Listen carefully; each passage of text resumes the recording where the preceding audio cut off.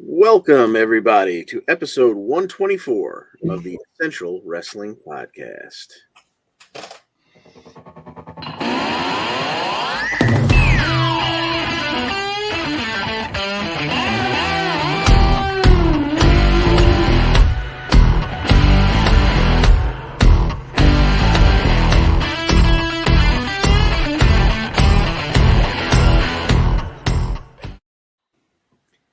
Thanks for joining us, ladies and gentlemen. I'm John DeConte, sitting in for our usual host of misinformation, Karl. And we're here to take you through the week that was and preview an upcoming week of wrestling action, powered as always by the Eastern Observer. Taste that power. Here along with me, staying up late from across the pond, is our expert on all things UK and soon to be all of Europe, Gary Mehaffy. Gary, how are things overseas tonight? I'm good. I'm awake, so things are okay this week. I'm actually here. No, things are good, doing well. We get off school this weekend for a week, so roll on 2 o'clock on Friday. Very nice. And also along with us, our NXT guru. And number 4, John Smith. John Smith, how are you, sir? Doing swell. I can't believe my Jets are in a 4-game winning streak. I'll just keep talking about the Jets until they start to lose because it's the only time I've been able to brag in the past, 10 years. I'm a Bears fan, so I understand what it's like when you get that moment in the sun. So, all right. On tonight's show, Impact has booked their next world title bout and unveiled a tournament in the X Division. We had a surprise return on Raw. Jey Uso defies the Tribal Chief, in his absence, of course, on SmackDown. We'll main event the show with the results of a big week of championship matches in AEW, some with unfortunate results. But we kick things off with a new champion being crowned and all the goings-on during NXT's premium live event from this past Saturday, Halloween Havoc. And, of course, our picks and all things are sponsored by Pro Wrestling Pick'em. And I should have had the picture ready, but boom. Pro Wrestling Pick'em.com. Play against your friends, play against the universe. And fellas, she'll like it too. Here are, if I can find it because I'm slow on this, here are the totals for the Raw roll-ups heading into the week. We definitely had some this week, so we'll see how that all shakes out at the end. But let's jump into, let me get the important things back up there. There's the nameplates. I'm going to do that about 72 times today. Let's kick things off, like I said, with Halloween Havoc. And let's go right to the main event and not mess around. John Smith, the NXT Championship was on the line. How did that work out? There was quite the brutal match we got between these three. Ilya Dragunov, JD Don't Google Me, and our champion Braun Breaker.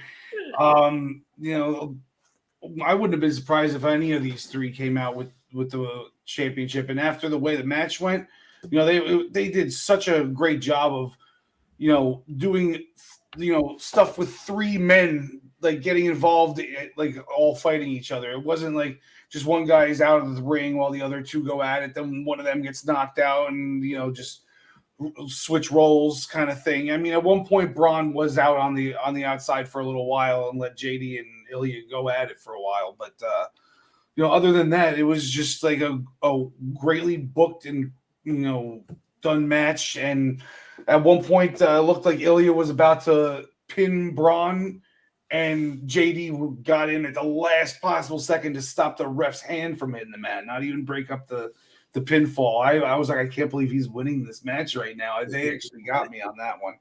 But, by the end of the match, it was just too much for JD. And when he was on the outside and Braun hit the spear on Ilya on the inside, JD just couldn't get back into the ring in time to break it up. And Braun retains yet again. And he's been champ for almost a year now, it seems.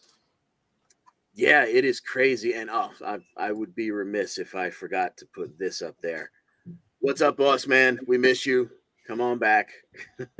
And also, what was up with the Austin Theory tease last Tuesday? I lost 10 points because of him, because I picked the freaking cash in.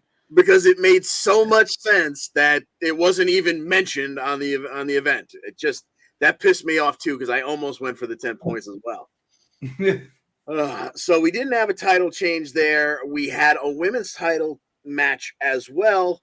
It started off kind of odd because early on in the show, we saw one of those digital exclusives where Alba Fire invited Mandy to an undisclosed location. And for some reason, she went. And that didn't work out too well for her. So she got basically dragged back as just a limp carcass in the back of her own SUV. But then we got to the match, Gary. And how did that turn out? It was good. It was fun, actually. In the haunted house, I almost expected the New Day and the Undertaker to turn up, and they had to choose to decide where they were going to go from that Netflix special. That would have been some good stuff. But yeah, it was good. But you ended up when they got back to fight, there was one surprising aspect to it, which was right at the end. But you had Mandy Rose putting Alba Fire into the commentary table and fighting back, and Alba Fire dropping Rose face first to try and do some damage onto the canvas. Mandy had a spine buster, Fire had a swanton bomb, and all of a sudden, despite being dead and mauled by zombies, Jessie Jane and Gigi Dolan appeared again, pulled the ref out of the ring, and he was taken out. Rose went for a sort of big knees and missed. Fire had a gory bomb with nobody to count. They attacked her and ultimately allowed, when she got back in, they got her on the outside. And when she got back in, Mandy Rose then picked up the win and retained the title. It's amazing. I'd love to know what Gigi and JC offered their Uber driver to get them back there that quick, because it took Mandy like Alba 4 segments to get back there in Mandy's SUV, and she was hauling ass when she pulled into the lot. And then 12 minutes into the match later, Gigi and JC, who were left for dead in a haunted house, make their way back. God bless those ladies. They know how to get stuff done. We had Apollo Crews and Grayson Waller in a casket match that we found out, I think, in the pre-show that Chucky, good call, John Smith, got involved again. He spun the wheel for them for the casket match. It was a little bit of an odd match. Like, Waller is an up-and-coming guy. I enjoy him in the ring. I think he gets better, as he goes along. And we know Crews can go. The Halloween aspect of this could have been just Cruz's visions. I think I would have preferred to see these two just have a regular match. Cruz would get smashed through the lid of the coffin, and somehow that didn't end it because he was hit, but the coffin lid wasn't closed on him. It was in splinters underneath him. Lights went out. When they came back up, he was no longer in the coffin. He was leading the Druids back out with another much larger coffin. And eventually he would use that powerful one-arm spine buster to send Waller into the casket, close the lid, and he got the win.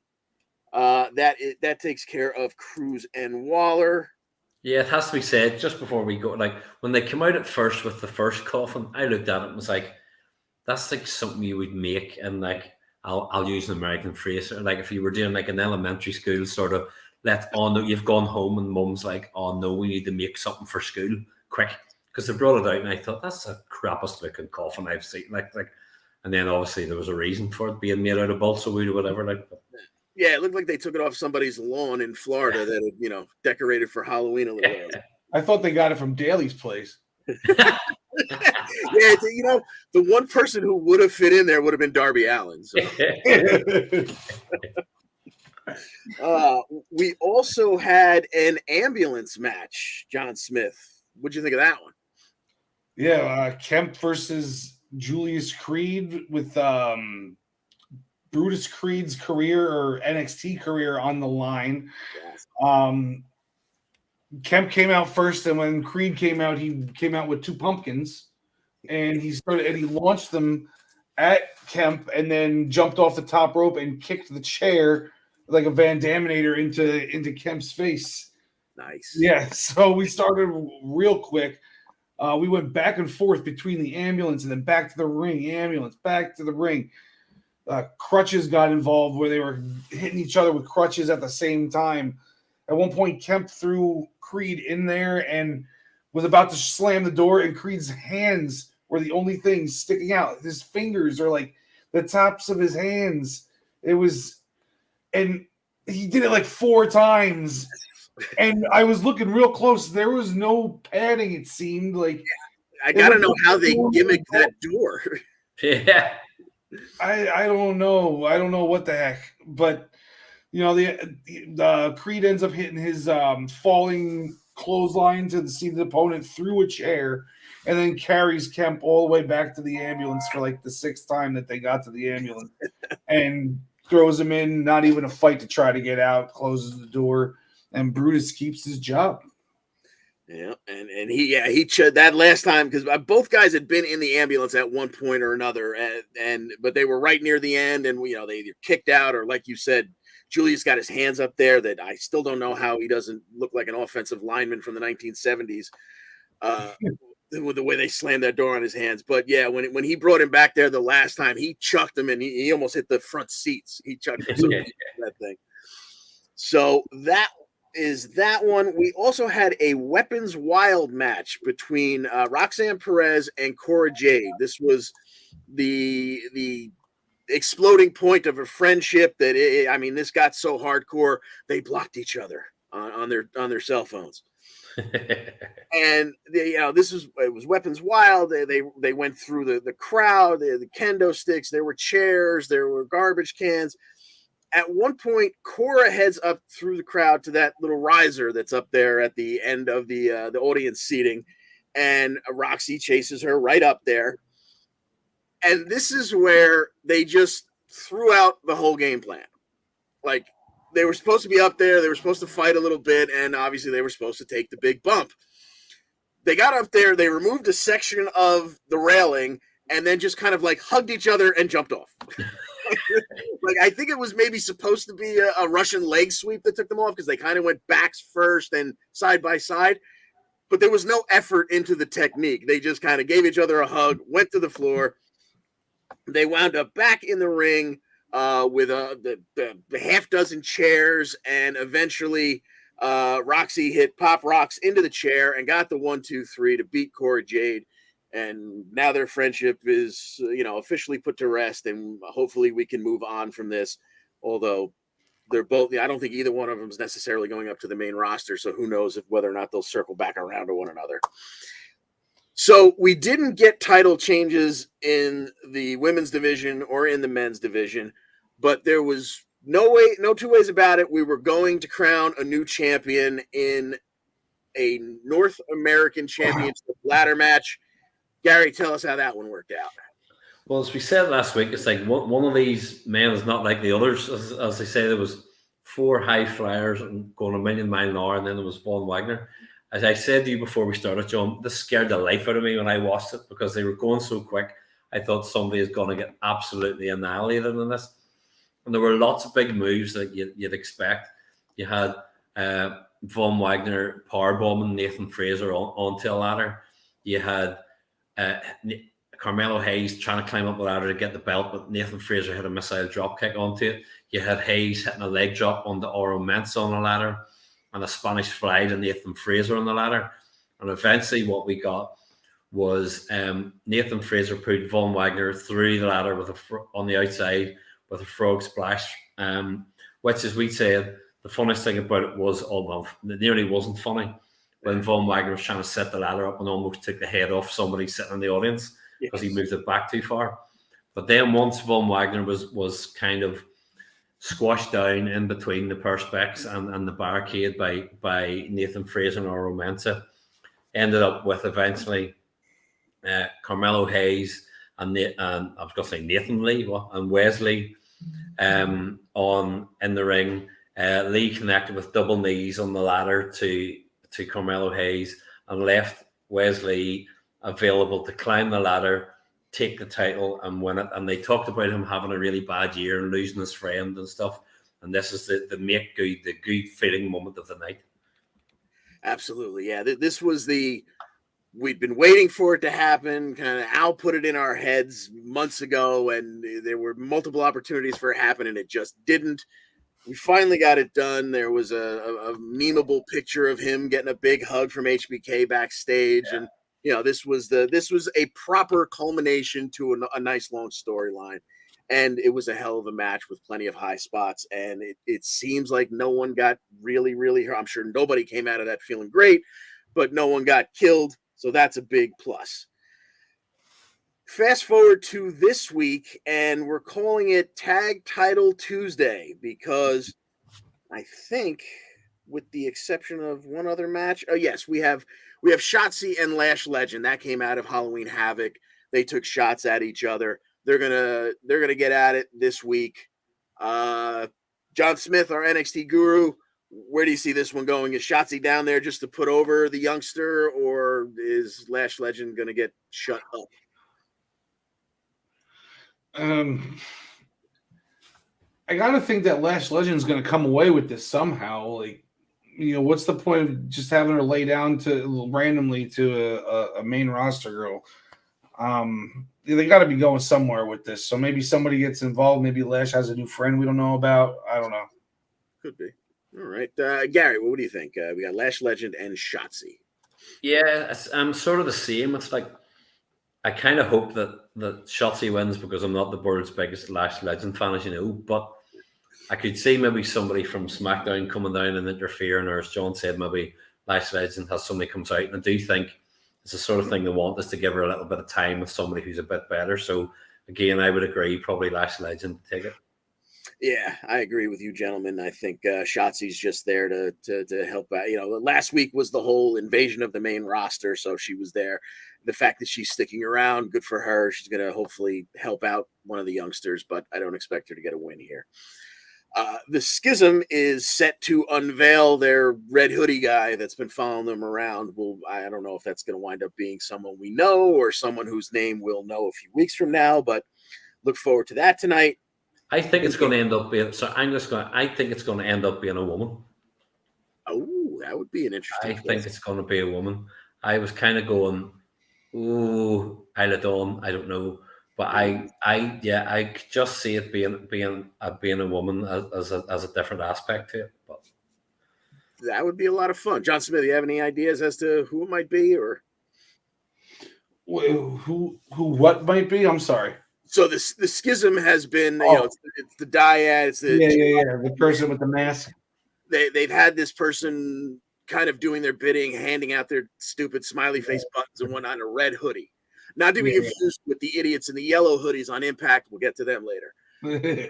So this week we're set to find out who this fourth member is. Any ideas? Any inklings? Any hopes? No, I can't really think of anyone. Maybe they're introducing somebody new, unless the only person that's been got, I guess, is Tiffany Stratton, but I don't think she would fit in with that situation at all, unless she went all like weirdo, like Alexa Bliss did with the Fiend. But yeah, I don't see that. So that would definitely be a repackaging for her. Yeah, so I mean, unless it's Wendy Chu coming about as Mei Ying or. I'm sure Gary would be happy about that. No more sleepy time. That's true. They haven't done enough weird stuff with her already, so why not, right? Yeah. So moving along, as mentioned earlier, it is Tag Title Tuesday, and that is because Katana Chance and Kaden Carter are going to defend the women's tag titles against the team of Nikita Lyons and Zoe Stark. Gary, how do you see this one working out? Do we get new women's tag champs? No, I think there's going to end up being a split. I think you're going to see Nikita Lyons go heel on Zoe Stark. Sorry, I'm there for a second. Very interesting. John Smith, how do you see? I don't know. They kind of been like up each other's rear ends in these interviews. Oh, I admire you. No, I admire you. Yeah, I don't think they're going to win the titles. No, I don't know about that heel turn thing. I wasn't even thinking about that. So it's totally possible. Yeah. Nikita Lyons seems like she would be a more natural heel, but she gets so much love from the crowd. I think they've been forced to keep her face. I think you know what? It's not for points. I'm going to say we do get new champs now because I think they're also kind of itching to put gold on either one of them. So then you can do it this way and then perhaps get a heel turn out of Nikita there and have them break up and pass them along to the next set of ladies. Okay, so that's the women's tag titles. We're also going to get a tasty treat in the men's tag division. Pretty Deadly will be defending against Idris Anafe, Malik Blade. John Smith, how do you see this one turning out? Idris and Anafe are not ready. That's the only way I see it. I mean, titles can change hands, especially the tag titles on Tuesday nights, but I don't see it happening this time. Gary? Yeah, I'm the same. I think the Dandy Highwaymen are there to kind of for like the other pair. They'll give them a good match that'll help them going in against better people, but I think that Pretty Deadly will keep them.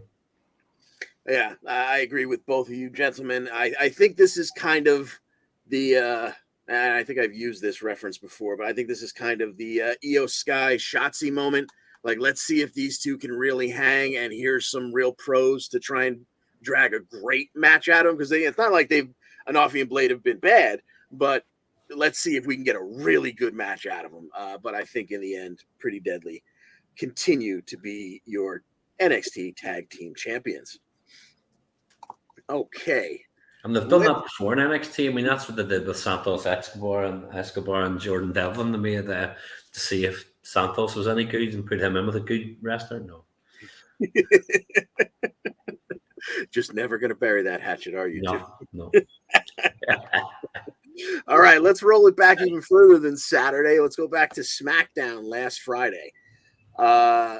We started the show with the Bloodline and kind of ended with the Bloodline.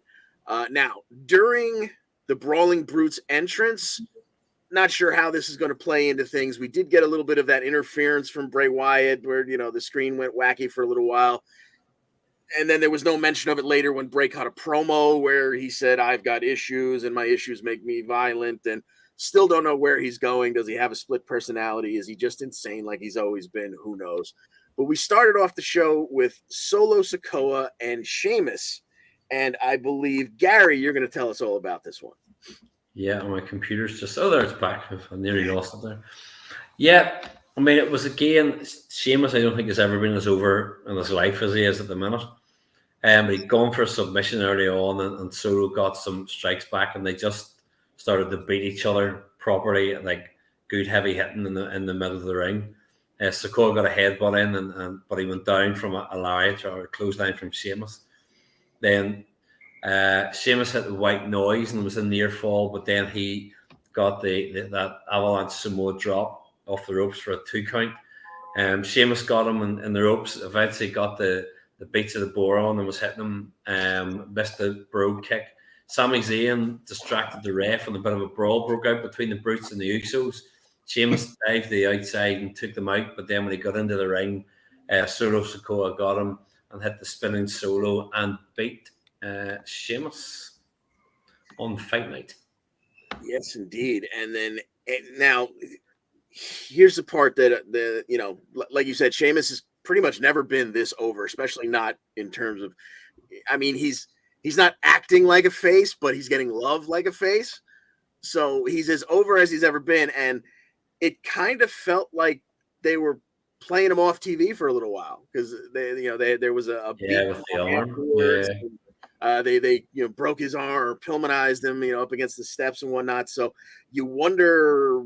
I wondered if he was a little bit injured. I know he was selling the shoulder during it and rubbing his shoulder, and then afterwards when they did that, so I wondered whether he has a little bit maybe like a nerve damage or something just going on at the minute that he needs kind of checked out. And then, as you say, this was their way to write him out for a bit. But. Absolutely, yeah. So we'll see whether or not we see our pal Sheamus, or if the Brutes carry the weight for Fight Night for a little while here. So the Bloodline shortly thereafter is backstage and they're celebrating. And they've done their job for the evening. Sammy is kind of de facto in charge, and he says, all right, we're done for the night. Let's head on out of here. Jay says, no, we're on a roll now. We've taken out Sheamus, and let's roll this forward. Let's go. Let's wait around for Logan Paul, and let's do some of the dirty work of the tribal chief. And Sammy says, no, we have our orders. We're to stay away from Logan Paul. He does. Roman Reigns does not want us to engage with him at all. Jay says, yeah, we'll see. And of course, I guess we all could probably pretty much figure that out, that our technical main event, it wasn't our main event match. Our main event segment was Logan Paul coming out, talking, and nobody really cares. And then Jey Uso attacked him. Sammy came out and reminded him, we're not supposed to be messing with him. Let's see. Okay, you've hit him once. Let's leave it at that. Jay does not want to hear anything from Sammy, even if it originally is coming from Roman. So he goes back at him again. And that's where Logan lands that one lucky punch that they're trying to sell us. He's got a snowball's chance in hell to land in Riyadh. And Jay winds up ending the evening on his back, seeing little birds dance around his head because Logan Paul has, knocked him to F out. So that's our Bloodline segment. They weave that in and out of the show. But the big match of the night was the Women's Tag Team Championship. We had Damage Control defending against Raquel and Shotzi. John Smith had this one turn out. Yeah, it's a sentence I don't think anybody's ever said. The big match of the night was the Women's Tag Team Champion. Yeah, that's what but it was. Goes to tell you how white hot exciting SmackDown was last week, right? Yeah, but you know what? These four can go. Yeah, we got four straight out of NXT. This time last year, all four of them were in NXT. Pretty good match to start. They didn't give them that much time, but then when everything started breaking down at the end, that's when they really shined. Raquel went up for a superplex on EO. Then all of a sudden, Dakota tries to powerbomb her off of it. Then in comes flying Shotzi. Then EO kicks her off, kicks Raquel off, and then misses her splash or whatever it is. And ultimately, Raquel and Dakota end up spilling to the outside right past Bailey, which then in turn has Bailey up on the apron yelling at the ref, where Dakota Kai can get can take advantage of Raquel being distracted, and she hits her with EO hits her with the I'm sorry, I'm getting everybody confused. Kai's on the outside, EO's on the inside. She ends up hitting a big tornado DDT, and then the moonsault, I think it was. Maybe the tornado DDT was earlier in the match. There was so much going on in this match. Definitely worth a watch, which is also a very rare thing to say about a women's tag team title match. Definitely worth going back and watching again. So, champions retain, and freed up Shotzi to go host Halloween Havoc the next day. Yeah, this was like you said at the beginning of that breakdown. This was a beautiful snapshot of about a year, maybe a year and a half ago's NXT Women's Division, which was absolutely untouchable. This was a good solid 10 minutes out of these ladies. But that ironically was not the main event of the evening. In the middle of the show, we had Liv Morgan and Sonya Deville. They went to a double count out because Liv was just enjoying bouncing Sonya's head off of the ring stairs and whatnot, and just ignored the 10 count. So that one ended in a double count out. We saw LA Knight, a little vignette where once again he reminded us he is not a babyface. He doesn't like any of us. He's a megastar, and it's his game. The Viking Raiders once again, where we believe Sarah's doing the talking. Valhalla awaits. The gods are preaching patience, so they're coming back at some point. And I think we're now less than 3 weeks away from the Usos breaking the New Day's tag record. And I would expect maybe this week the New Day gets involved and maybe, they have to fight, but I don't think they get the job done. Let me put it to both of you gentlemen. I've been sitting here waiting for the Viking Raiders to come back and just start just destroying people. We got a quick little look at that, and then they kind of pulled them away again to start doing these vignettes with the female voice and this, that, and the other thing. Do you think they're the ones who come back to take those unified tag titles, or do you think that the Usos break this record and carry through to Survivor Series or maybe even through to the Rumble, what have you? Do you think they continue right alongside Roman to just be untouchable? John Smith, well, how about you? What do you think? Well, I mean, the Usos have been my favorite team for 5-6 years now, so I'll always sing their praises and think that they should be most reigns, longest reign, everything. I think they're better at what they do than Roman is at what he does.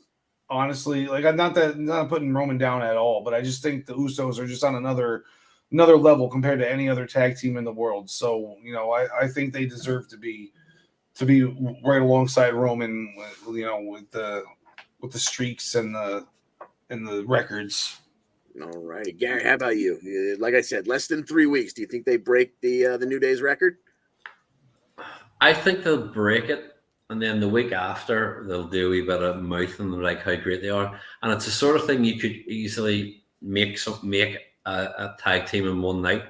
And not that obviously the Viking Raiders aren't brand new, but I think if all of a sudden they were to come back and almost like when they had 3-minute warning back in the day, who just come in and were beating everybody and blitzing through it, that you could do that if you had the Viking Raiders come in, just give them a kick and won the belt straight away. There would be a big pop. It would really get momentum behind them. Yeah, absolutely. All right. Yeah, well, I'm going to go back to saying what I said about the Universal and WWE title beforehand. There's no reason you have to keep these. You're starting to build a better tag division now. We don't need. There was a time where one set of tag champs would have been enough. You could probably legitimately keep 2 sets of tag champs.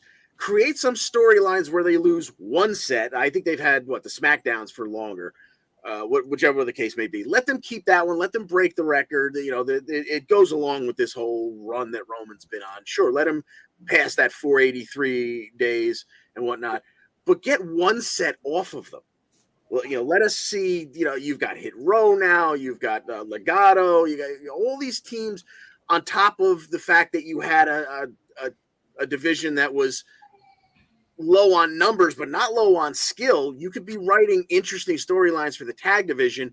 You've just got one team clogging it all up. So get one set off of them. But to answer my own question, yes, I think they probably do break the record. All right. We had Rhonda. She's now gone full heel. She gave everything to the fans and she got nothing but hatred in return. And that's why she robbed us of an open challenge last week. But it looks like we're going to get one this week. Let's see what else. And then we had our actual main event.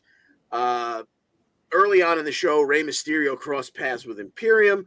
They told him about how he's absolutely doomed because in 2 weeks he's going up against Gunther.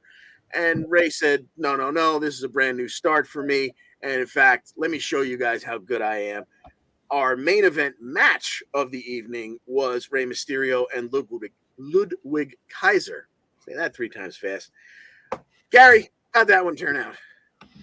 It was a great wee match. You had, obviously, with Kaiser in the ring, you had Gunther and Leonardo da Vinci on the outside, who were kind of waiting there and just keeping an eye on things. Kaiser got a takedown. Ray got a bit of stuff back. Tried for the 619 a few times, didn't get it. You had Vinci and Gunther doing a bit of distraction, but Ray hit them with a baseball slide. And then it has to be said, there's been an awful lot of mentions of, as we head towards home, there's been an awful lot of mentions of Eddie Guerrero on the TV shows recently. And you had Rey Mysterio pulling an Eddie Guerrero by pretending that he'd been hit by the steel chair, and you got Imperium ejected.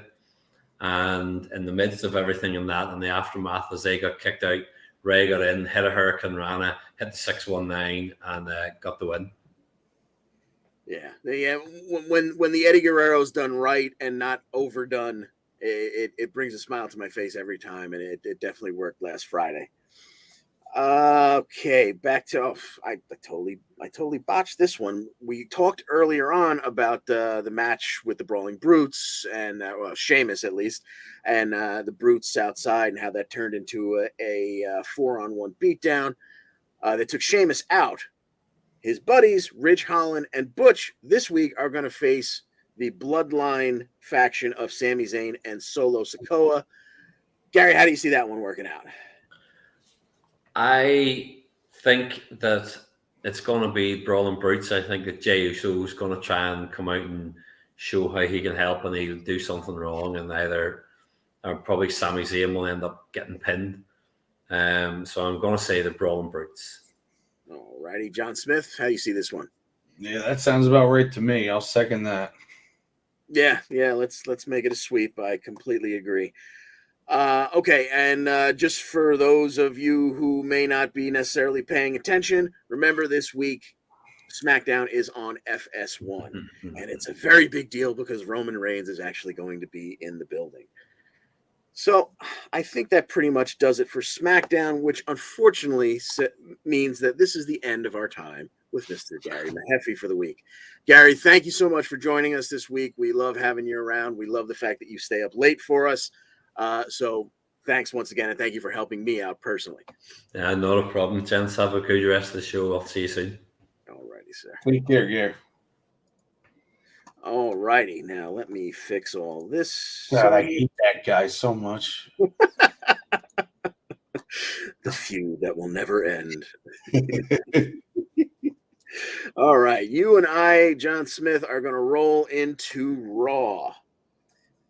Okay, let's see where to start. You know what? Let's just go right to the main event. Why not? Bayley, in a non-title match, was taking on Bianca Belair again, and it kind of had the sense of, why are we even doing this if it isn't for the title? But it went almost 25 minutes, and we had something special happen. So, John, tell us all about it.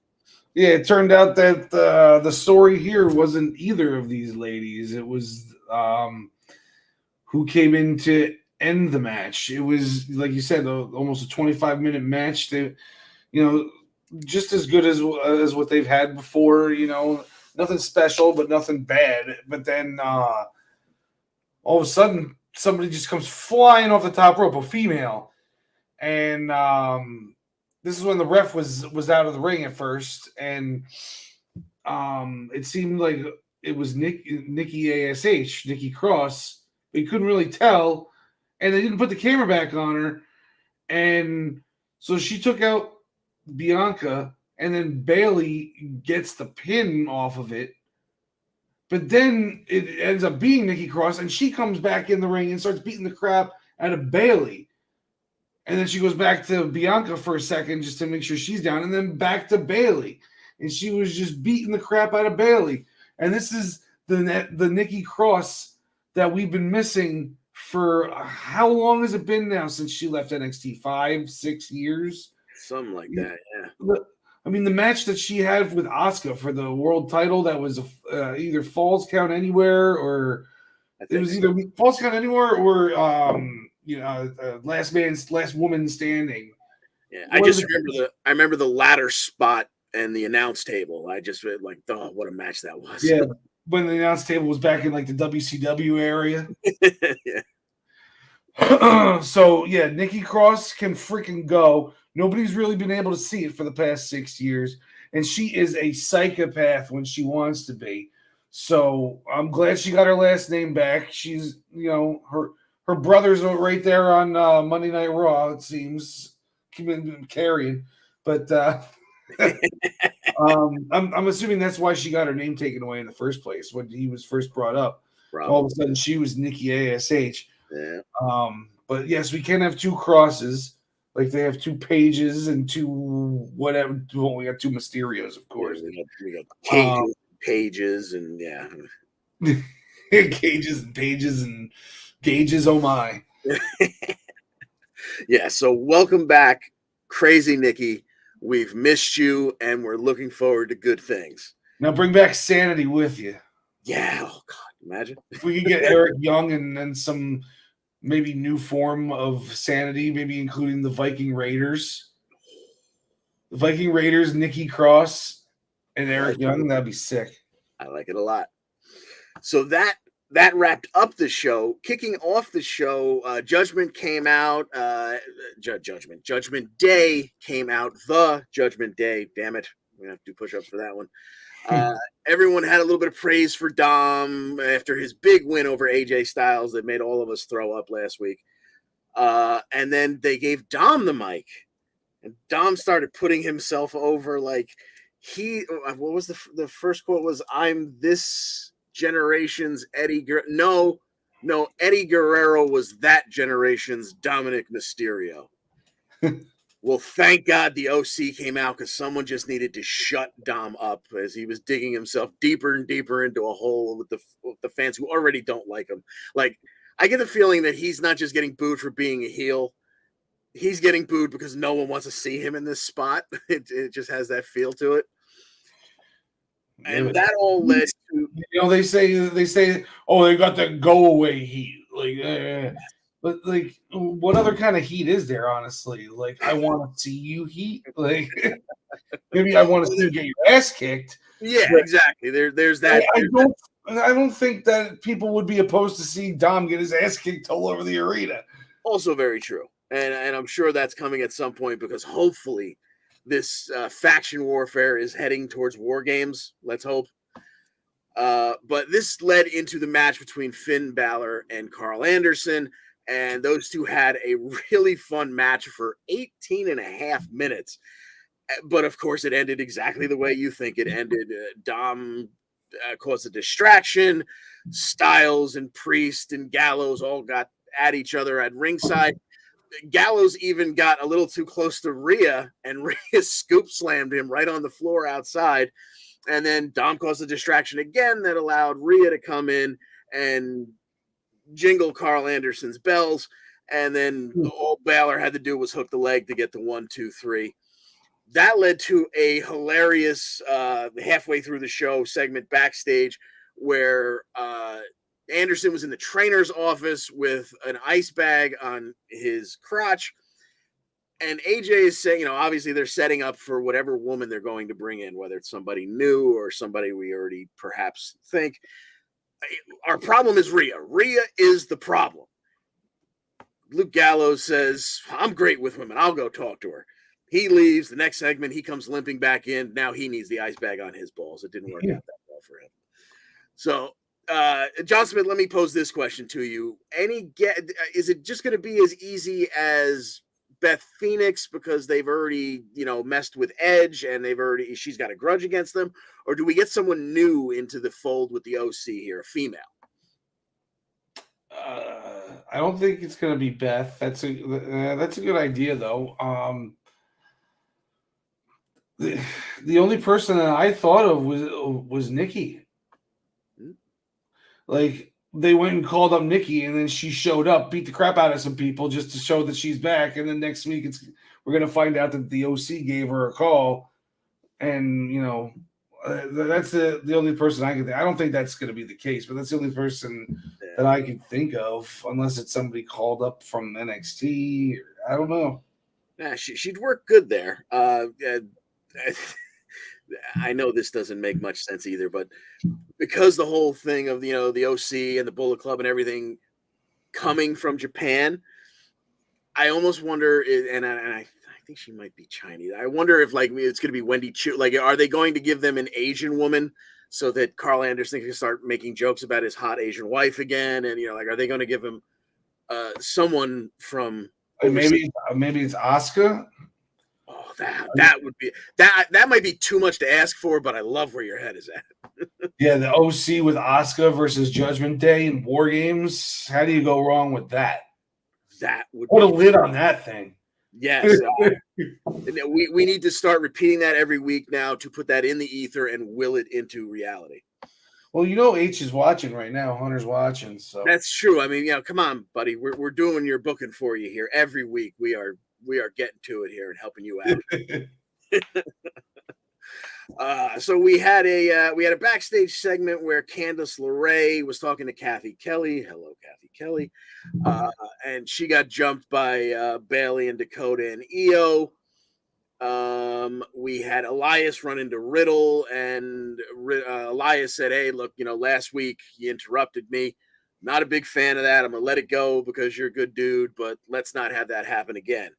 And the minute he got through saying how much he did not like being interrupted, he was told to shoosh, and he got interrupted again by our guys Chad Gable, and that led to, and Otis, of course, but that led to a match later on in the card between Elias and Chad Gable. John Smith, tell us all about it.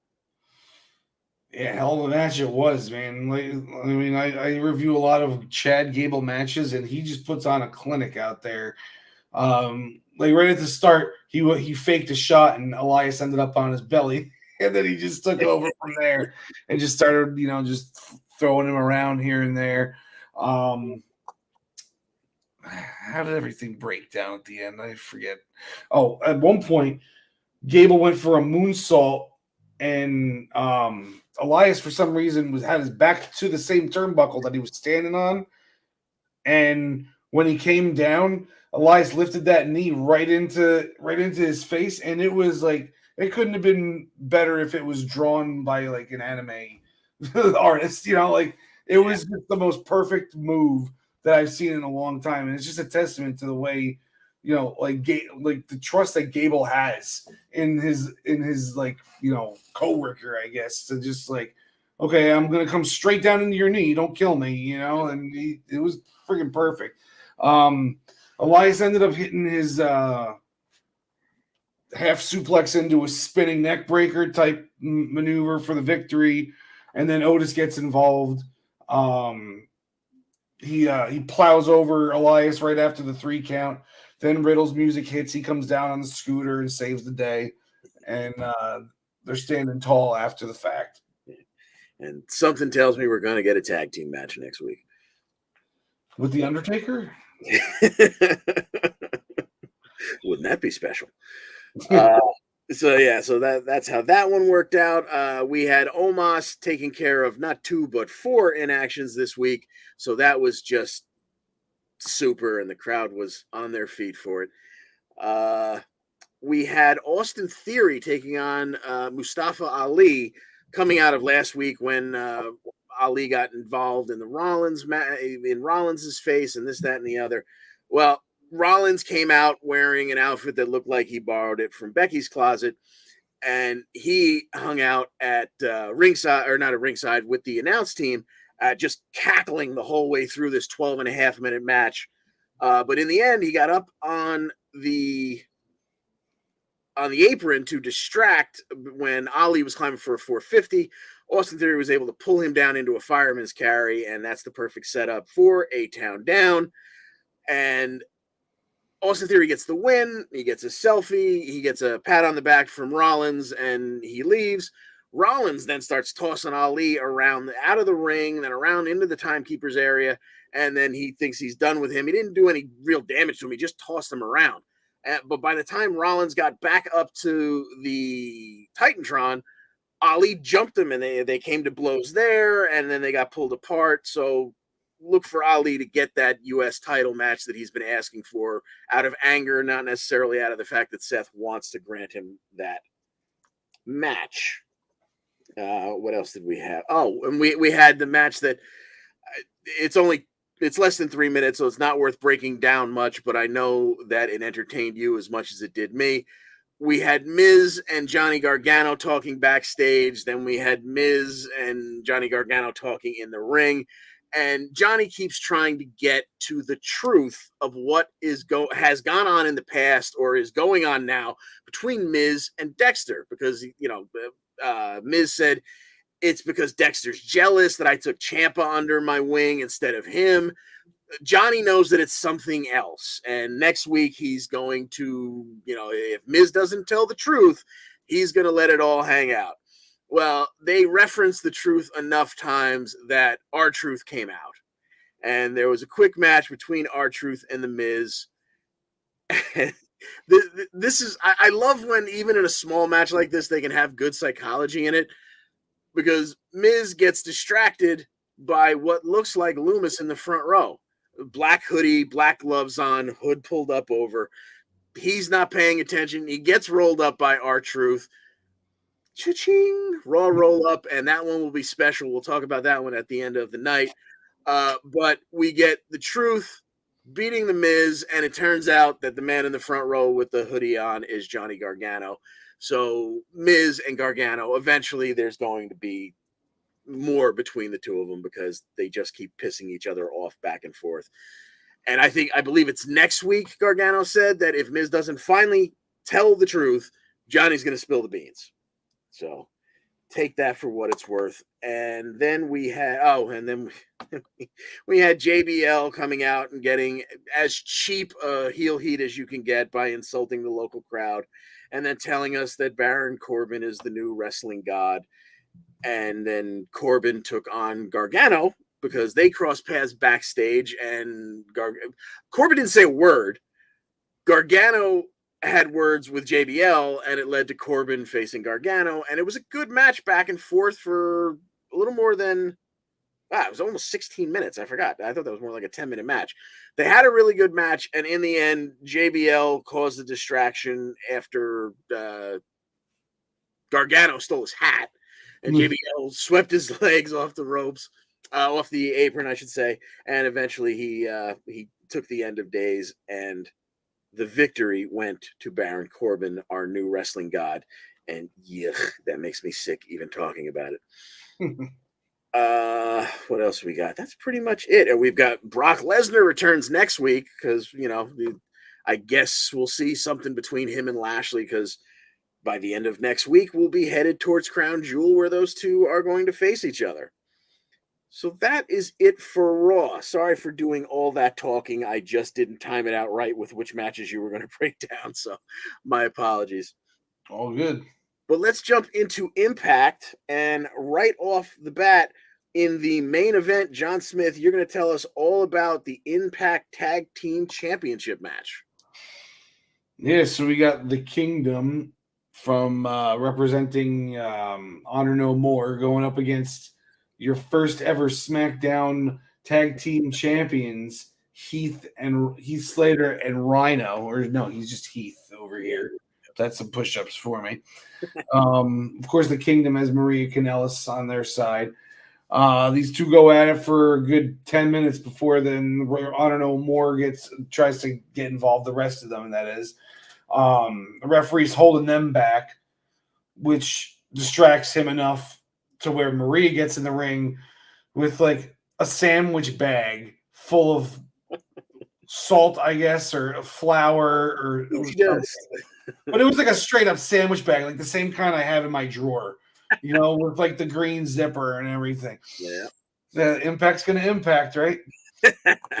Can even be like a Crown Royal sack or something like that, like something Mr. Fuji would carry around. So her husband, Mike Bennett, is holding back Rhino, and she throws the flour or salt, and he moves out of the way, and so she hits her husband by mistake. Then her and the partner, what's his partner's name? I'm sorry, Matt Taven. Taven is they're tending to him, and all of a sudden here comes Rhino for the gore. Taven moves out of the way. Maria gets gored out of the ring. Then we end up getting a zigzag looking move from Heath. The wake-up call. Why would you steal that move of all things? Dolph Ziggler's finisher. Like he does do it better than Dolph. I'll be honest. He actually kind of sides with the guy, so it looks like it's kind of like a Russian leg sweep at the end, instead of Dolph being all like the whole way down to the ground. But we get the 1, 2, 3 and brand new Impact Tag Team Champions about 2 years too late, because this was supposed to happen like right off the bat when the two of them came back in. Exactly. Yeah, then Eddie Edwards comes out and starts talking crap to everybody, but I don't remember exactly what happened there. So if you don't mind. Yeah, so Heath and Rhino went backstage to celebrate with saltines and spray cheese. And Eddie came out to basically earlier in the night. He was missing last week, and everyone was like, where the hell is he? He's our leader. earlier in the night, he showed up and went, Alicia gave me an ultimatum. Either, Honor No More's got to end or our marriage is going to end. So we're going to talk about this later. So he comes out at the end of this and says, is Honor No More even worth saving? Am I crazy for even thinking about putting my marriage on the line when all I see is failure? Kenny King, you failed to get it done in the X division. The Kingdom just lost the tag titles. And then he makes the mistake of finally pushing the breaking point. He turns back to PCO, who had done nothing wrong on the evening. And, he hasn't won a lot of matches, but there was no gold on the line. And he just starts going at PCO again. He'd finally had enough. PCO loses his mind, and the show closes with him beating the hell out of everyone. Yeah, now I remember. So we know the Kingdom's already gone. They're over in AEW. Obviously Honor No More is essentially coming to an end, but it'll be interesting to see, does PCO face Eddie for the rights to it or something like that? There's obviously going to be more there, and it's been bubbling underneath for a while now, and we're going to get to it. So that was the end of the show. The show began with Chris Bay and Juice Robinson backstage. They were all excited. They knew they were kicking off the show. The Bullet Club was going to face the team of Bully Ray and Tommy Dreamer, but Juice is kind of just there to be the hype man. It was supposed to be Bay and Ace Austin, but they can't find Ace Austin. When they do find him, he's out cold in the parking lot.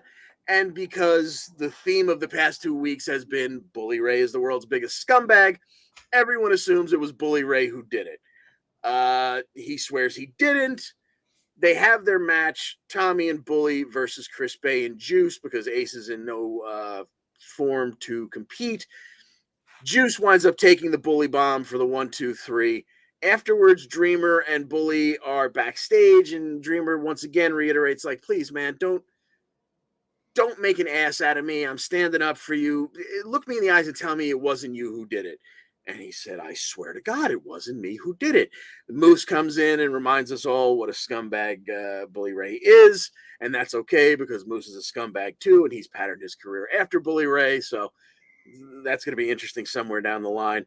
This leads us to a pick for this week in a match that there's absolutely nothing going to come out of who wins and who loses, even though we are about to pick it. It's just going to extend the storyline. Chris Bay is facing Tommy Dreamer now 1-on-1. John Smith, how do you see that one working out? Oh boy.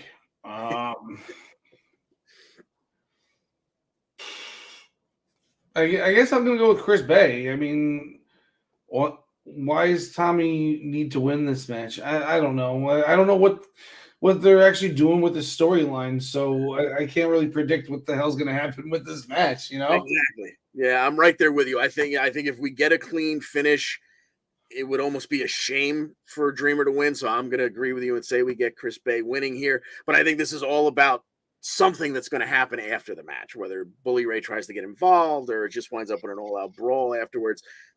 It's got to be more than about this match because this match does nothing for anybody. In addition, we had a match last week between Taylor Wilde and Mia Yim. Taylor Wilde would get this match went way too damn long. This was almost a 15-minute match, and there was no chemistry between these two ladies. I hate to say it. I hate to feel like I'm picking on the women's division, but wow, this match was not stellar. But it was more about what happened after the match because Mickie James came out to talk to Taylor Wilde. She said, we keep missing each other throughout our whole careers. I think you would be the first or the perfect person to be the next stop on my last rodeo. So, yeah, they're going to get to that.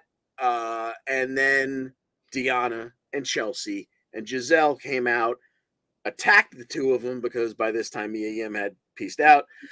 Jordan came down for the save. And eventually what we're going to get is this week, we're going to pick it. It's going to be, let me get all the names right. It's Jordan Grace, it's Mickie James, and Taylor Wilde as a three-woman team going up against Vexed, Deanna and Chelsea, and Giselle Shaw. 6-woman tag. How do you see it working out, John?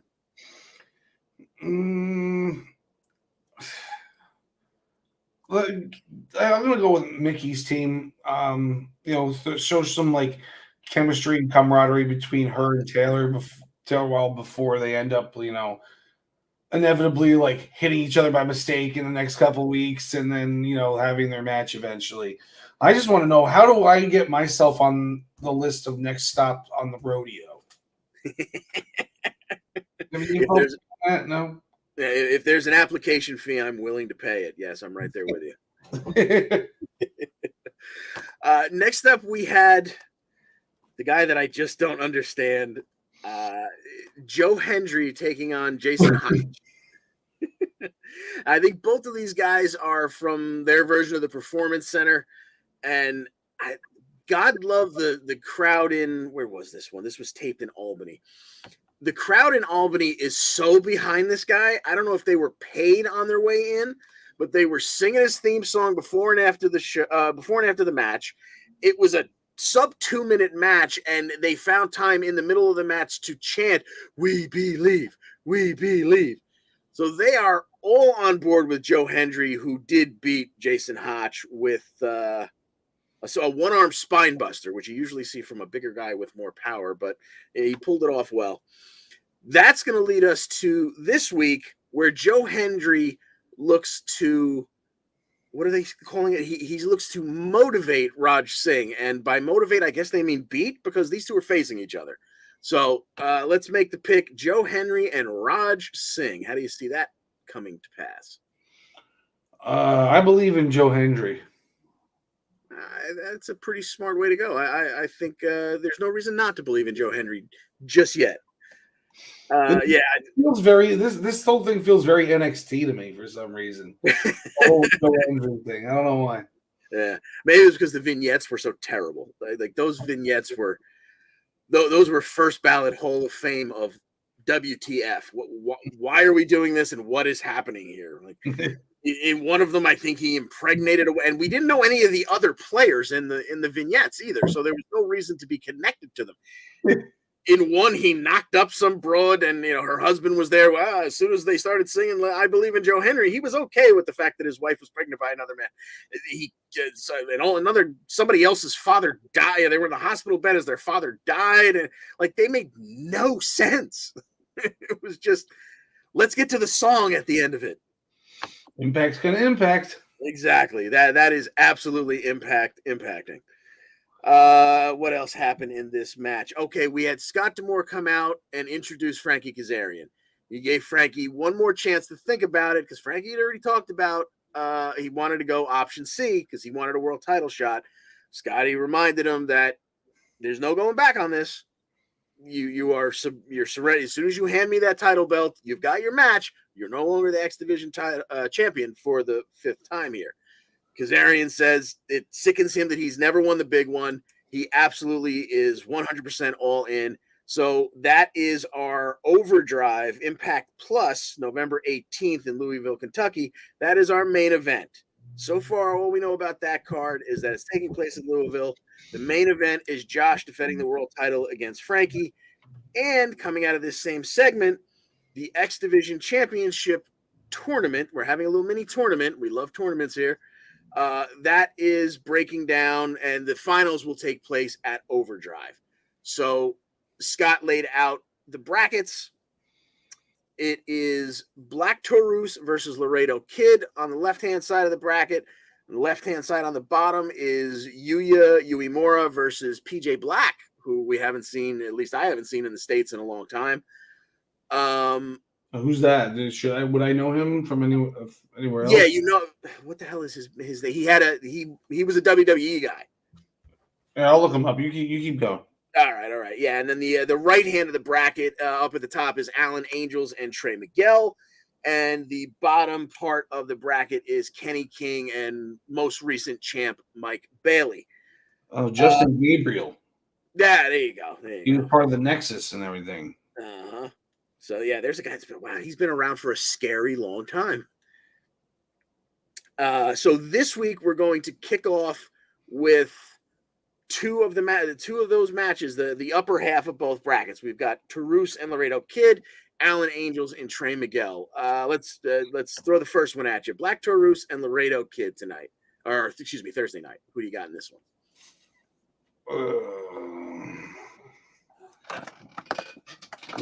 This is tough. I don't know. Black Tourouse was pretty unbeatable when he first came in, but he's kind of come back down to earth. They pushed the Laredo Kid a lot. My first thought was Tourouse, but I'm going to go with Laredo Kid. Yeah, I think I'm going to agree with you. Like, I mean, Tourouse just, he got a new nickname for his finishing move and everything, so it feels like he's the one getting a push. But, like, Laredo Kid has been around now for a while, and I'm sure he got a title shot, that was probably on an episode that was very forgettable, but he hasn't had a big shot, and he hasn't made a huge impact in this division. And I think it would be good to see him move forward in this one. And let's see who's on that bottom half of the bracket: PJ Black and Yui Moore. So either one of those. I mean, there's no bad matches in this the way it lines up, but I'd love to see Laredo Kid against one of those guys, Yui Moore or PJ Black. On the other half of the bracket, we've got former Dark Order member Allen Angels facing Trey Miguel. How do you see that one working out? I don't think that the Angels comes in and beats one of Impact's like mainstay top guys. So I'm going to go with Trey Miguel on this one. Yeah, I completely agree with you because it's just I don't think we've gotten have we gotten Trey Miguel and Mike Bailey yet?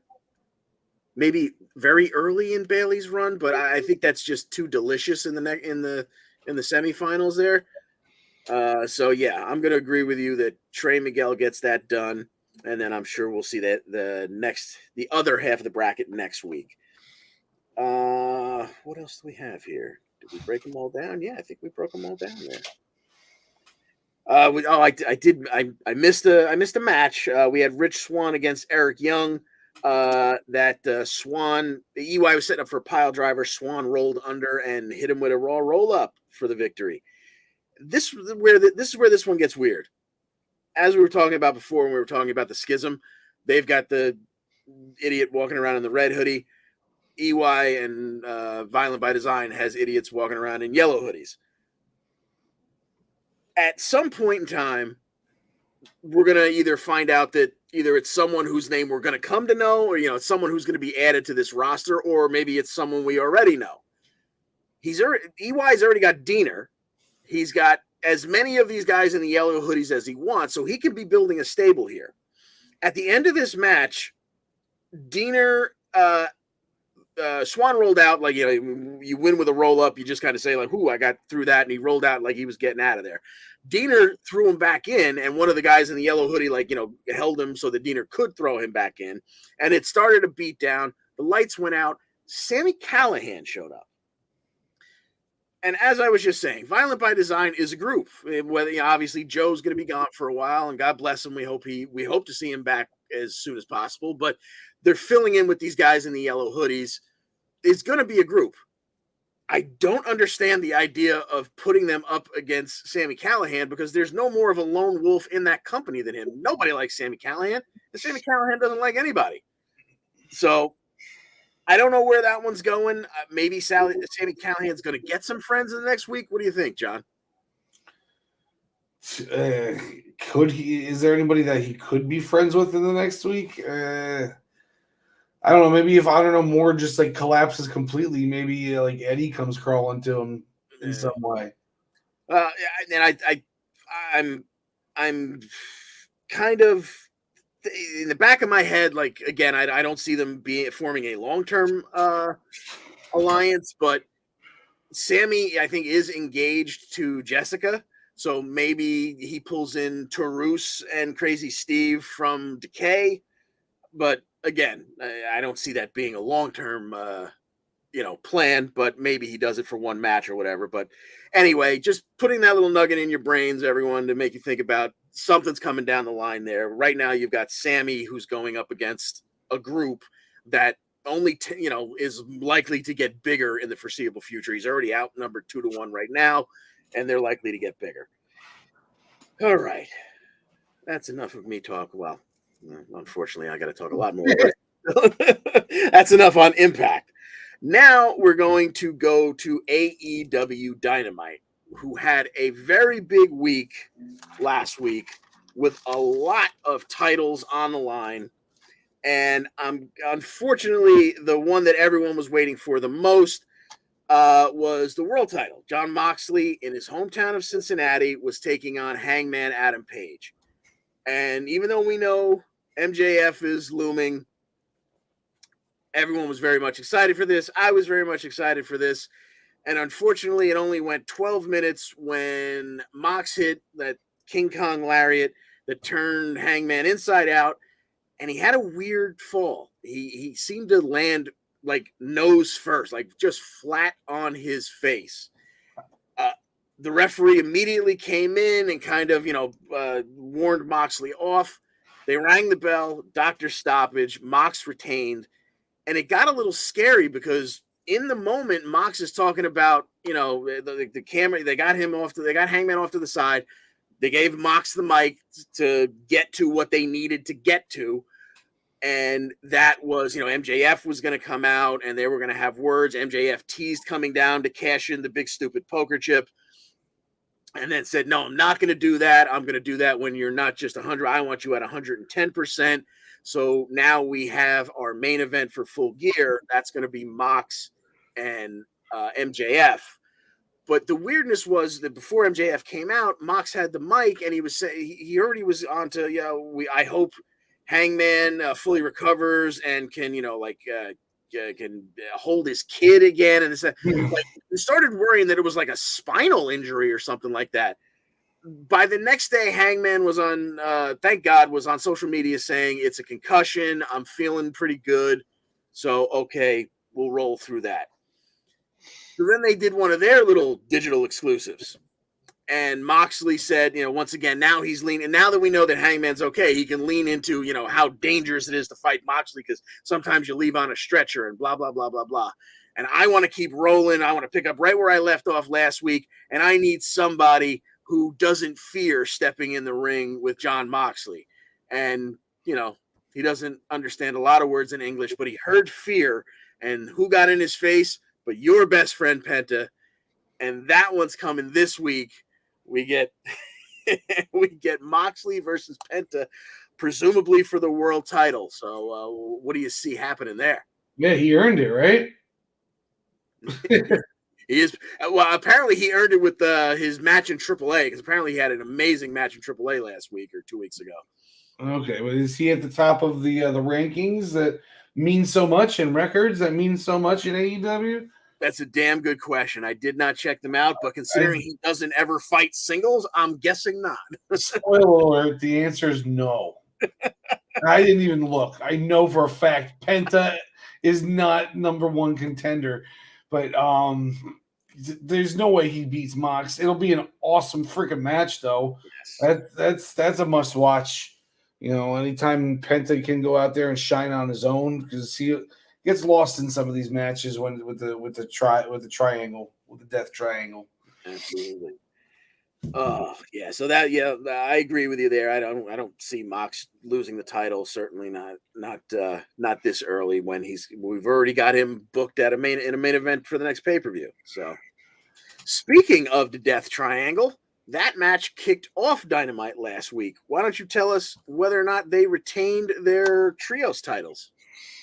Yeah, Death Triangle took on the best friends, Trent and Orange Cassidy, and what's the third guy's name? Chucky Taylor.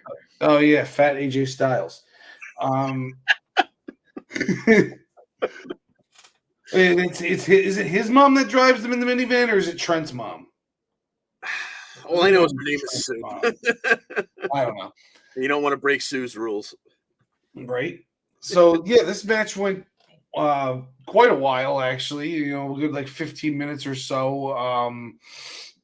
The Death Triangle got the upper hand right off the bat and ended up doing the three of them coordinated a bounce off the ropes, and they all jumped off over the ropes at the same time until all three of the best friends on the outside. I think that was like right before commercial break. Very WWE of them. This match was basically broken down the entire time. Just everybody going on, everybody. No counting by the referee, because why would we do that? And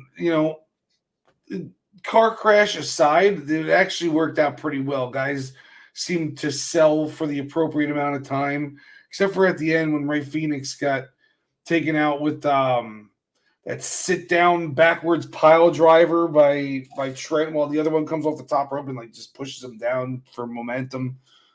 About 30 seconds later, Penta was hitting a Rikishi bomb on I believe Trent for the 1-2-3 right after he had taken that move. But besides that, nothing bad I could say about this match, and the champs retain here. Yeah, Death Triangle. I mean, if you can find a bad Death Triangle match, let me know, because I haven't seen one yet. Right. Okay. So now we had a weird circumstance. The main event for Rampage. It wasn't necessarily even supposed to be the main event. It was supposed to be Preston Vance, number 10 from the Dark Order, versus Roosh, which was kind of their last minute pivot, because Preston Vance was supposed to face Andrade several weeks ago. Andrade got himself sent home for being a bad boy backstage, whatever. So we were supposed to have this one-on-one, and I guess there was not enough juice in it. So they did, once again, a little digital exclusive where the two of them were talking to each other in that bar that Hangman used to frequent when he was part of the Elite. That's somewhere, because this was in Jacksonville, somewhere in in Daly's place there. And Orange Cassidy just pops up from behind the bar. And he's got his backpack, which, of course, is how he carries around his title belt, unlike any other wrestler who's ever wrestled. And Roosh pivots from Vance. The storyline originally, I think, was Andrade wanted Vance's mask, and they wanted him in the AFO with him. Now Roosh is barely paying attention to Vance. He wants the title. Orange Cassidy says, yeah, we can do that. I'll fight both of you at the same time. Let's have a three-way match for the All-Atlantic Championship. And that headlined the Rampage card for the week. It was a good match back and forth for almost 12 minutes, where everybody got their stuff in, and we had some good, tried to pull the mask off of Vance, and he's a big dude, so he got a couple of his big power moves in. And it ended with Orange Cassidy getting, who was it? Was it 10? Yeah, he gets 10 up for the beach break, which we were talking about. That's like that backpack pile driver craziness. Yeah. And Vance escapes, so now he's underneath, so presumably a roll-up is coming. Well, Orange Cassidy reaches back, grabs both legs, puts his hands in his pocket, and he scores the roll-up win. And Roosh doesn't even get involved in the finish. So Orange Cassidy retains the All-Atlantic Championship. Next, we had Rampage kicking off with the Tag Team Championships. This was the Acclaimed and the Varsity Athletes. That's the team of Tony Nese and Josh the Goods Woods. John Smith, why don't you tell us how this one broke down? Not to be confused with the Varsity Blondes, who could no longer use that name because of this team. Right? Why would they go have two varsity tag team names so close together? I don't know. So smart Mark Sterling comes out and makes sure that we all remember that he has a patent on scissoring in the realm of wrestling. So the Acclaimed were about to scissor each other, and they weren't allowed to. Then Nese and Woods, after they had a high point in the beginning of the match, they hyped each other up and then scissored and got booed, and it was the whole thing. About halfway through the match, Woods pulled an Eddie Guerrero and got daddy ass banned from ringside by the referee because the ref thought that he hit him, which was just fine, because the Acclaim could get things done by themselves, and that they did. And they were able to Daddy Ass came back out after the match was over, grabbed the contract from Smart Mark Sterling, who was about to say, you know what, you won, but I still have this contract. But no, he doesn't anymore because Billy Gunn ripped that thing up. And then we get a triple scissor in the middle of the ring.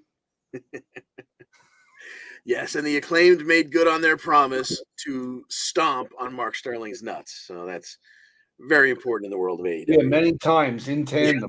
Yeah. All right. Also on Rampage, we had Jade Cargill, who got her TBS championship belt stolen by I almost called her Nia Jax, by Nyla Rose.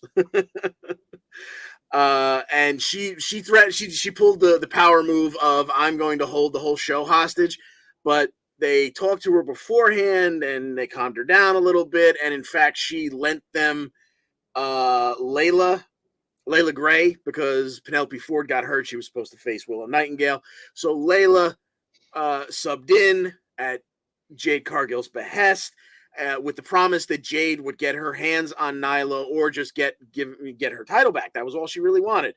So Willow beats Layla Gray, and there's a nice moment afterwards because Willow gets an official contract. She's officially All Elite. But Jade shows up afterwards, and she's like, all right, where's my belt? I told you guys I was going to take the show hostage. She pulls the move. She puts the chair down, and she sits down in the middle of the ring. Well, then Nyla shows up on the Tron. And not only is she not planning on giving the belt back, she has hijacked Jade's car and stolen it. She drives away in it. Now Jade is double pissed. So look for that to bubble over sometime soon. Also on the card, we had Hook choking out Ari Daivari. This one went 2 minutes and 47 seconds, which is about 2 minutes longer than I thought it would. We had Ortiz backstage with Marvez and the Lucha Bros and Alex Abrahantes. Everyone's trying to talk Eddie Kingston in to stop blowing up his career because he keeps almost getting himself fired. And Pac walks by because obviously he's buddies with the Lucha Bros and kind of like puts in his 2 cents. Eddie doesn't like that, so maybe we get them coming up. Not sure as it stands right now. Jumping back because AEW Dynamite, AEW is just, it's such a mess in terms of how you're going to talk about it and what leads to what next week and whatnot. Jumping back to Dynamite, we had Toni Storm retaining the interim women's title over Hikaru Shida, who last week was her tag partner. They're still good friends, apparently. Hayter and Rebel and Britt Baker all come down to jump Toni Storm afterwards, jump Toni Storm and Hikaru Shida afterwards. Saraya comes out to help out, but she turns out not to be enough. So we see the return of Riho, who helps all the good gals out, and they eventually clear the ring. That rolls us into this coming week, where Riho returning to in-ring action against Jamie Hayter. Who do you like in this one, John Smith? It's a return match, so you got to go with Riho here. Yeah, it's almost a shame, too, because Hayter seems to be getting a little bit of a roll going, and I hate to see her take a loss. Like, I almost wish she was facing Rebel, because Britt's not eating a loss anytime soon, and I feel bad for Hayter because I don't want to see her take one, but I think you're absolutely correct. Let's see. What else did we have? We had Wardlow and Samoa Joe, who don't appreciate being disrespected by the Kingdom. And something bad's going to happen. I think Joe's quote was, you got 6 million ways to die, and you still chose the wrong one by screwing with us. So big things coming for OGK, and those big things are Wardlow and Samoa Joe. You had FTR backstage with Renee Paquette. They love being the triple champs, but they're just never going to feel right until they have those AEW titles back. They've been the number one contenders in the tag division for a while, so they want to book that title match. Well, Swerve and Our Glory, who aren't necessarily getting along with one another, but still feel like they're owed a rematch, they don't like the idea of them jumping the line. So we're going to have a number one contender match this week. It's FTR versus Swerve and Our Glory for the AEW tag title number one contender spot. John Smith, what say you?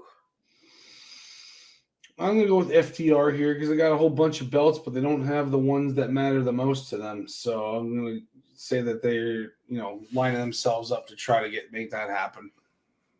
Okay. Yeah. Yeah. Okay. So the belts right now are on the Acclaimed, who are as over as faces as you can get. How do you get them off them to FTR? Maybe you don't. You know what? Maybe someone costs FTR the match, and that sets them up to defend one of the other 8 sets of belts that they have.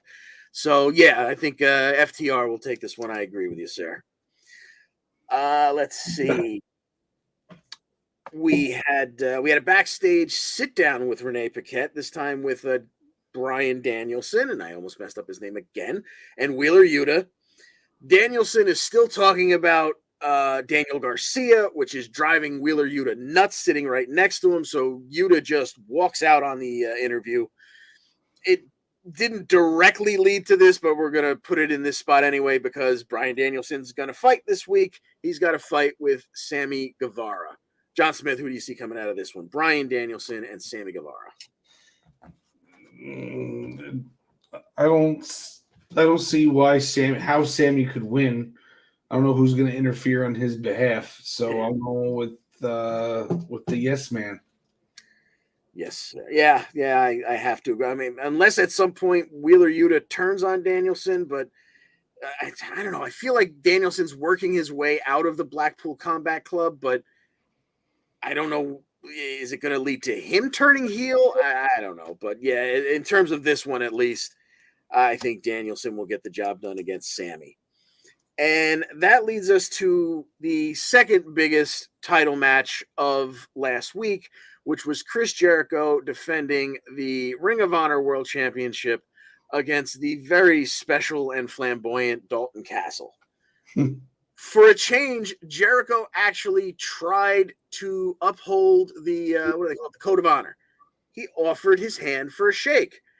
Dalton Castle searched around in his trunks, and I mean deep in his trunks, and what he found in there for Chris Jericho was a bird. So this one did not start with the Code of Honor being upheld. They went at it. It went almost 12 and a half minutes. Jake Hager wound up beating the hell out of Dalton Castle's The Boys outside. Aubrey took a bump. The ref. But go figure. So what's that? Because go figure. Aubrey had to get involved. Yeah, because it's always got to be all about her. She's just trying to tell a story.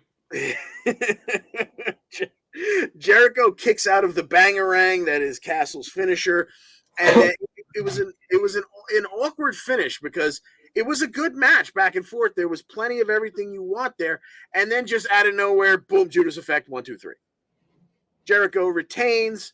He celebrates with the Jericho Appreciation Society at the top of the ramp, and then sends your boys 2.0 over to grab Ian Riccaboni because he's going to, poop on Ring of Honor in every way, shape, and form he can.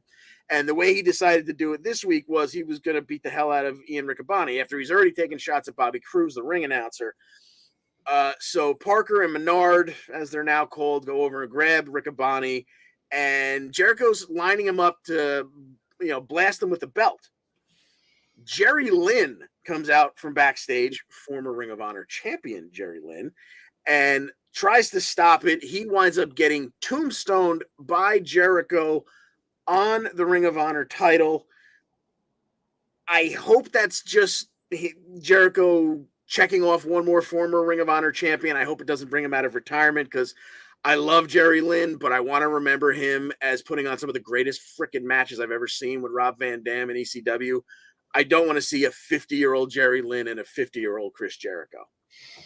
And he could never get the job done against RVD either. They must have wrestled 500 times between house shows and TV, and he never beat him once. Exactly. That summer, I have a 3 DVD set of just bootleg copies of all those matches from that summer or that total calendar year. They must have fought 30 times, and Jerry Lynn did not win one, unless maybe he pinned somebody else in a tag match that RVD was involved in, because RVD's shoulders did not touch the mat. Exactly. So anyway, back to Jericho and that whole rigmarole. The last match we're going to pick for the week is a tag team match where Jericho and his returning protege, Daniel Garcia, are going to face, once again, the Blackpool Combat Club. This time it is the team of Claudio Castagnoli and Wheeler Yuta. John Smith, how do you see this one working out? I'm going to go with Claudio getting some revenge on Jericho for taking that belt off him so quickly. Yeah, I don't know what the storyline is with Jericho. Like, I know they're setting up for, I guess, whoever's going to be that big Ring of Honor champion and roll forward with the hopefully relaunch of that company, as opposed to just doing 2 or 3 pay-per-views throughout the year. But I don't know how they get there. So I'll say you're right, and maybe this leads us to Claudio and Jericho rolling it back again, because we already know we have Ring of Honor Final Battle taking place on December 10th, which, ironically, WWE decided to be dicks and counterbook. That is when we're going to get NXT Deadline. So there was, they canceled the idea for, what the hell was it called? Day One on January 1st. So all us fans in the universe were looking at the fact that there was nothing between Survivor Series and the Rumble. So, what the hell were they going to do? Well, apparently this is what screwed me out of my picks, because I said, there's nothing left for these champs to do in NXT. Let them lose the belts now and head up to the main roster. Then they can make an impact by the Rumble, blah, blah, blah. Well, no, we're going to get one more NXT show before the end of the year. It's going to be on December 10th, head to head with Ring of Honor's Final Battle. Okay. And that's going to be on what, a Saturday or a Friday? That is a Saturday, December the 10th. And are they going to be airing at the same exact time?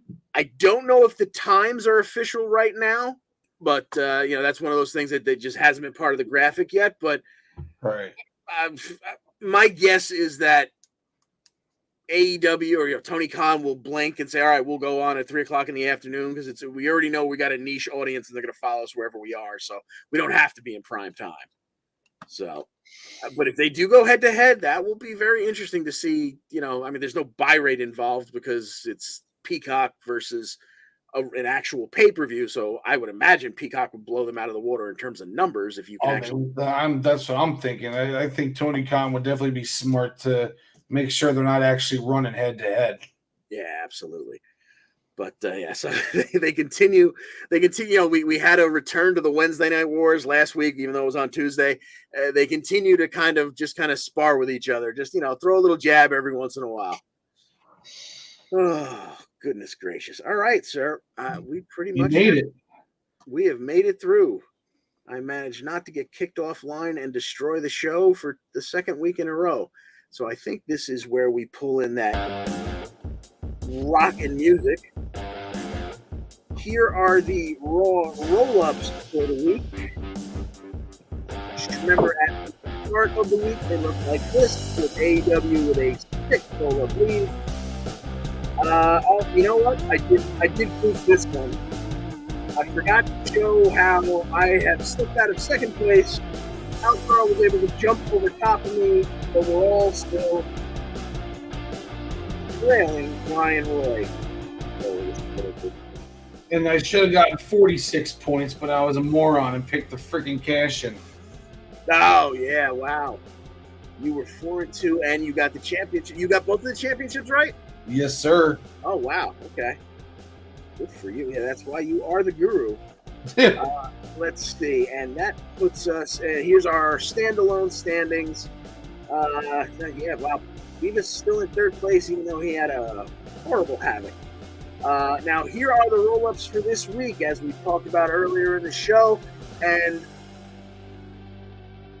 here are the totals, but more importantly, it's still a 6 roll-up lead for AEW, but more importantly, these ones haven't changed all that much.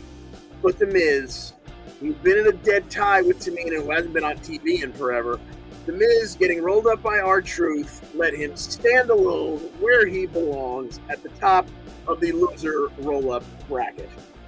Loser. All right, let's get into paying the bills. The Primetime Rundown is back, and it's in its usual day and time. Join Joey Jerzenka, Ian Schreier, and Mike Szabo as they return to Friday nights at 7 p.m. Eastern Time with everything you need to know in the world of sports. And let's take a peek. Oh, yeah, let's take a peek at this misery. How we did in our head-to-head with the Primetime Rundown. Oh, boy. Not good is how I would put that. Although, Mr. Smith, thank you for carrying us there. I got one right week one, and then that's fine. Yeah, it's starting to get ugly. I mean, we're 4 behind in the win, but we're 7 ahead in the loss. So, yikes! Yikes, indeed. Oh God! All right. Do you have an interest in becoming a sports reporter? Would you want to be asking high-profile coaches and players questions in person? Are you a college student looking to break into the sports media industry and looking to write about your favorite team? The Eastern Observer is looking for interested candidates to join the family for college credits. Look no further. Aspiring writers, social media specialists, content creators, etc. You can inquire by emailing eosports3@gmail.com. We're looking forward to having you join the Eastern Observer family. And the Black Cats NYC, they are the official band of the Eastern Observer, and wherever you get your music, you can get their album, Free Cake. It's out now. Play loud. And as always, the Essential Wrestling Podcast is sponsored by Pro Wrestling Pickup, the internet leader in sports entertainment pick and pool. Join us in the EWP public pool, play against us, or create a private pool. Play with you and your friends.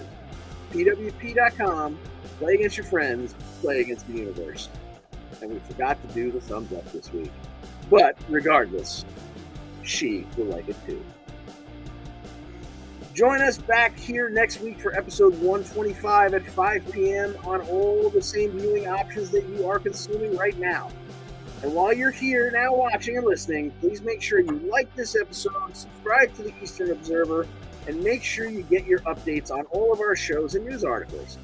Ladies and gentlemen, it is all about the algorithm. All right, that's going to do it for the week. Let me take this off. John Smith, you have we missed anything? You have anything you want to get off your chest? Let us hear it now, big man. Anything I want to get off my chest? Put your Jets over again. Yeah, great. Yeah, JETS. We got a big mountain to climb, though. We got our star running back towards ACL.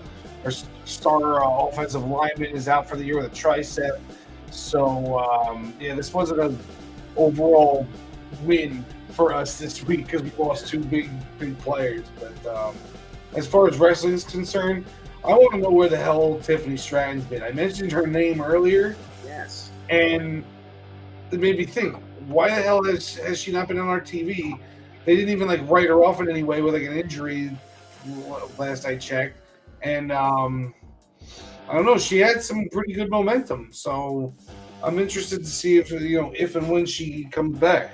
Yeah, and the funny thing is they brought that surfer girl, Sol Ruka or whatever her name is. She is a gymnast like the girl you were just talking about, whose name is Tiffany Stratton. Yeah, all right, thanks. She even did that, the head over heels into the corner, blah blah blah. I wonder if they don't make a tag team out of the two of them, since they have seemingly similar styles, even though they're gimmicks. One's a surfer and one's a rich bitch. But I wonder if they don't put those two together. That would make for an interesting team. Yeah, I could see them actually putting them together, as opponents and enemies before they did that. Like, oh, what are you coming in here as a? That's my thing. I'm the gymnast. Hopefully they were just waiting until this batch of matches and angles came to a conclusion at Halloween Havoc to get stuff started today with that, because I miss seeing Tiffany Stratton on my big 82 inch TV. Yes. She was very entertaining to look at and very easy to hate, as much as she was lovely to look at. So, I mean, that right there, that's a great character. That's, add a little bit of wrestling skill, and Vince McMahon can make you a world champion. Exactly. All right. So that pretty much does it for us. Let's hit the outros. Alexa Bliss, we love you. Larry Steve, always in our hearts. Isaiah Brookside, how did the EWP crew do this week in our football picks? Yeah, unfortunately. Okay, ladies and gentlemen, that's pretty much it. Thanks for joining us, and as always, we wish you the best in all your future endeavors. Welcome back, Nikki Cross. Yeah.